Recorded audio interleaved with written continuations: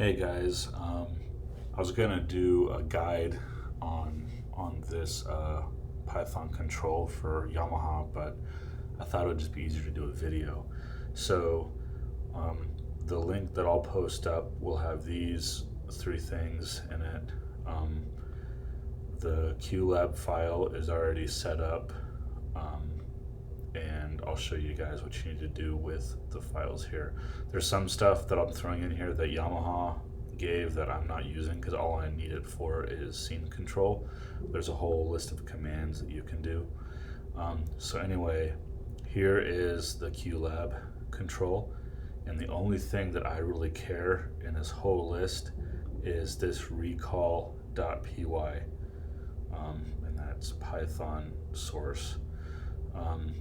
I'm on Mac, so I downloaded a free program called Atom it's just a little bit better than TextEdit. So I opened this recall.py in Atom, and so here is that code opened here.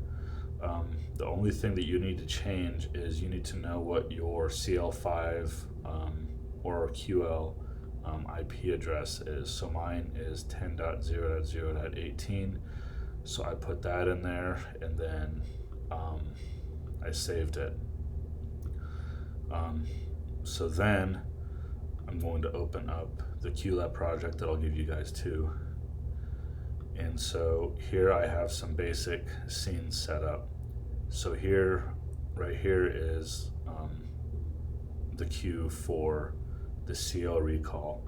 So if I go down here and go to script, it's already set up for the script.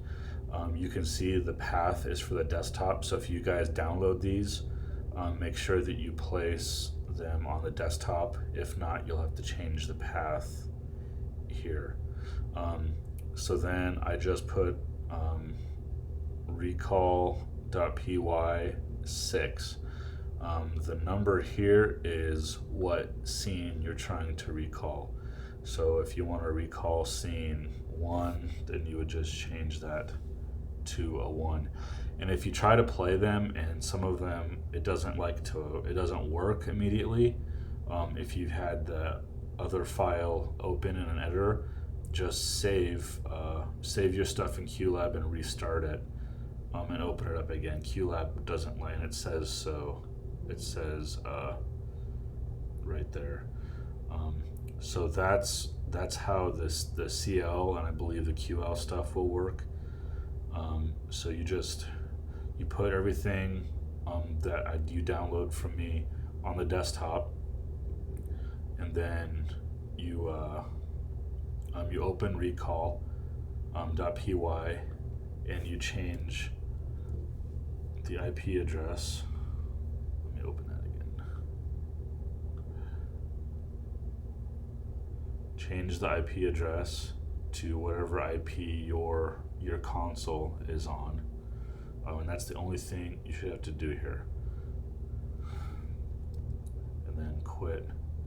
One thing I will mention, you see how these quotes, I don't know the technical term, I don't do a lot of code, but on Atom, this is green, the quotes and the IP address.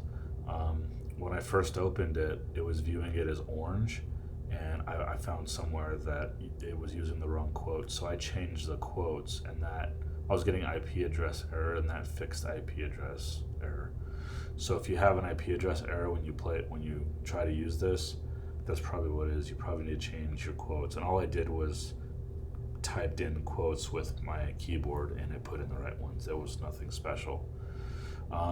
So once you're done with that, you can save that and quit it. So I didn't test this before I started recording the video. So I have this set to recall scene 1, and I have my CL thing here. So right now I'm logged into my CL5 remotely, so I'm on scene 6. So let's see if this will recall to scene 1.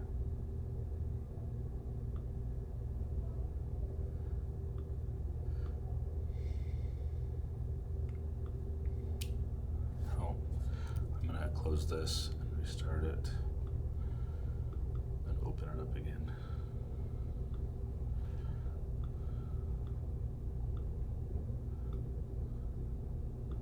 Yep, there it goes. So now it's scene 1. So if I go back here and go to the script and change it to 4,